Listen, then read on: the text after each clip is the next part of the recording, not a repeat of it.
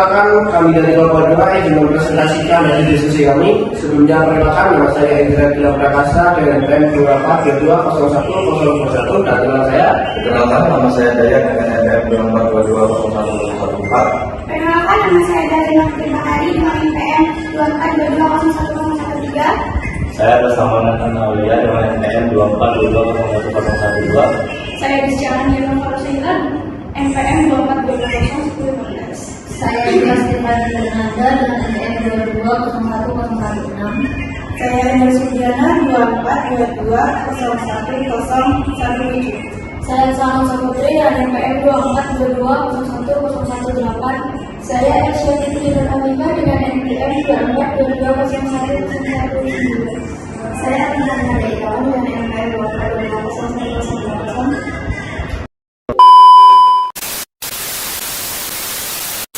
Sistem pencernaan manusia merupakan sekumpulan jaringan organ yang berfungsi mencerna dan mengolah makanan untuk memenuhi kebutuhan nutrisi tubuh. Sistem pencernaan ini berupa saluran yang memanjang mulai dari mulut dan dari mulut hingga anus. Pertama yaitu kelenjar parotis yang terletak di depan telinga dan di kedua sisi pipi bagian bawah. Kelenjar ini produksi air liur sebulosa yang encer dan kaya akan enzim. Yang kedua, kelenjar sublingual yang terletak di lekukan rahang. Kelenjar ini menghasilkan sekitar 70% air liur.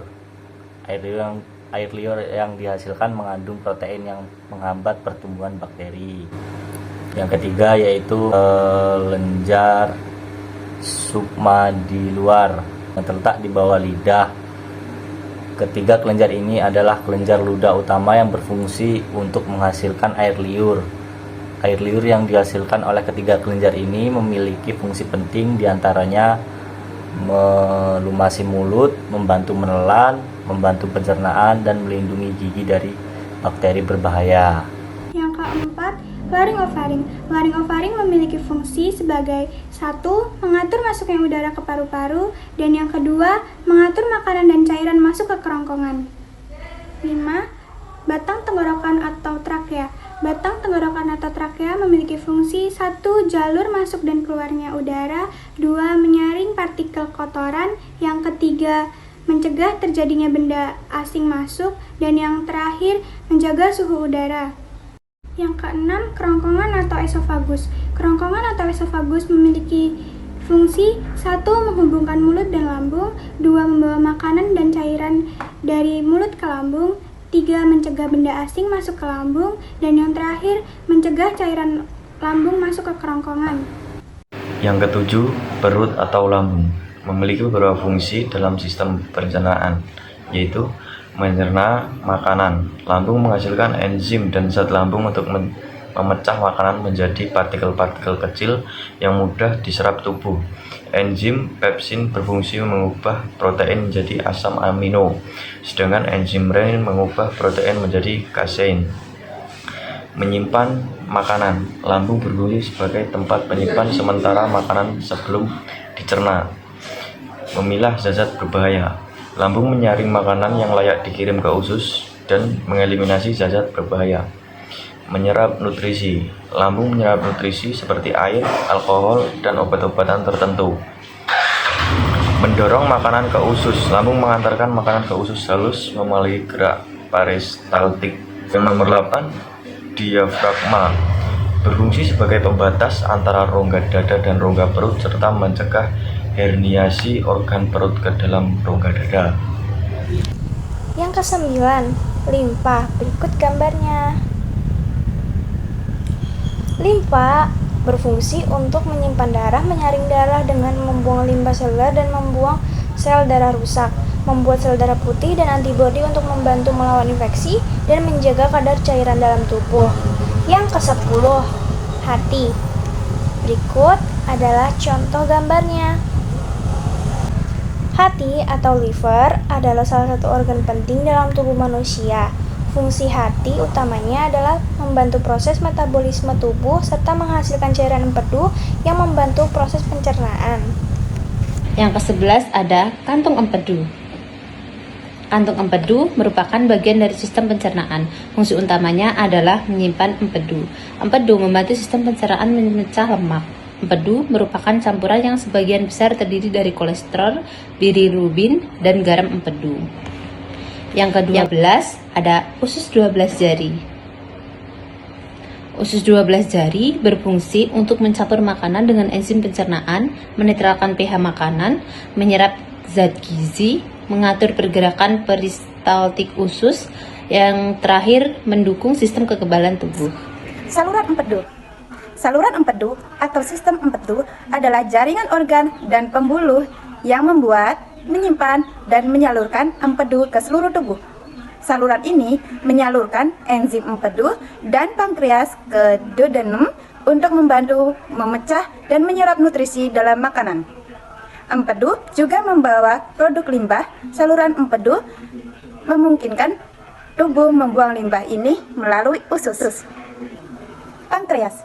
Pankreas adalah organ yang berbentuk panjang dan datar. Pankreas terhubung ke usus kecil. Pankreas berukuran sekitar 15-25 cm. Pankreas terletak tepat di belakang dan di bawah lambung. Pankreas melepaskan enzim untuk membantu memecah makanan sehingga tubuh dapat mengambil nutrisi yang dibutuhkan. Pankreas juga membuat hormon-hormon penting yang dibutuhkan tubuh seperti insulin dan glukagon. Insulin berfungsi untuk menurunkan jika gula darah terlalu tinggi. Ketika gula darah terlalu rendah, glukagon akan memperbanyak glukosa darah sebagai sumber energi. Nomor 15. Usus besar. Berikut gambar usus besar. Usus besar adalah organ tubuh yang menjadi bagian akhir dari saluran pencernaan. Meski menjadi bagian akhir, usus besar memiliki peran penting dalam sistem pencernaan manusia. Salah satu fungsi usus besar dalam sistem pencernaan adalah untuk menyerap vitamin dan cairan yang terdapat di dalam thymus. Sebelum memasuki proses penyerapan ini juga dibantu oleh bakteri yang berada di dalam saluran pencernaan. Nomor 16, usus halus. Berikut gambar usus halus. Usus halus adalah bagian sistem pencernaan yang memiliki tugas utama, yaitu menyerap nutrisi dari makanan dan minuman serta menjalankan berbagai proses pencernaan lainnya. Proses pencernaan makanan dalam usus halus didukung oleh gerakan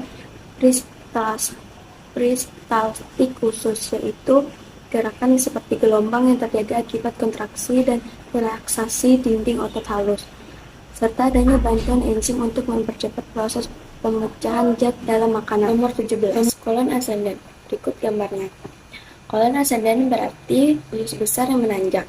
Kolon ascendant merupakan bagian paling besar dari usus besar, terletak di dasar perut kanan bawah dan ujungnya berakhir di samping hati. Berbeda dengan sekum, kolon ascendant memiliki tugas lain, yaitu menyerap air maupun nutrisi yang sebelumnya terlewatkan oleh usus halus. Yang ke-18 ada sekum. Berikut gambarnya.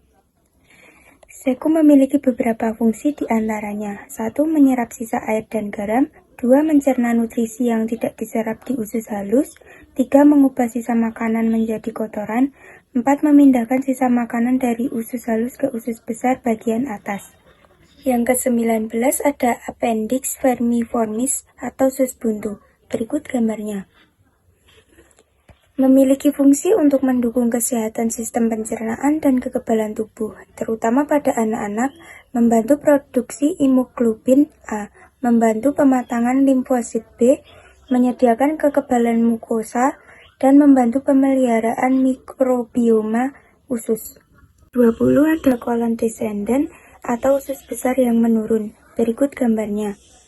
Setelah makanan melewati kolon transversum, makanan akan diteruskan ke kolon descendant yang letaknya di perut sebelah kiri. Bagian kolon ini bertugas menampung feses sementara sebelum diteruskan ke bagian rektum. Kolon sigmoid menerima feses yang sebagian besar nutrisi dan airnya telah diserap kembali. Tujuan utamanya adalah untuk membuang komponen akhir seperti air, vitamin, dan mineral dari isi usus melalui penyerapan kembali untuk membuang feses cukup padat untuk disimpan di rektum. Kolon sigmoid kemudian mendorong feses yang padat ke dalam rektum melalui sphincter rectosigmoid yang berfungsi dengan bantuan kontraksi peristaltik yang kuat sebagai persiapan untuk ekskresi feses. yang memungkinkan penyimpanan dan inisiasi refleks defekasi.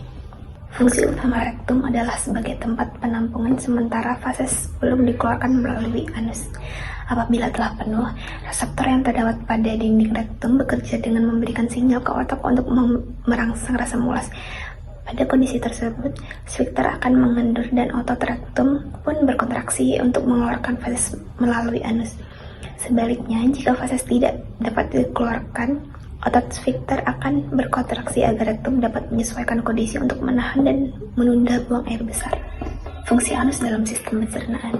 Anus adalah ujung dari sistem pencernaan. Saat rektum penuh, tubuh akan merasakan dorongan untuk buang air besar. Sphinkter anal internal berelaksasi dan mendorong tinja dari rektum ke dalam lubang anus. Oleh karena itu, setelah sphinkter anal eksternal rileks, tinja akan bergerak keluar dari tubuh melalui anus. Jadi, fungsi anus ini bisa optimal karena dukungan dari beberapa jaringan dan organ lainnya.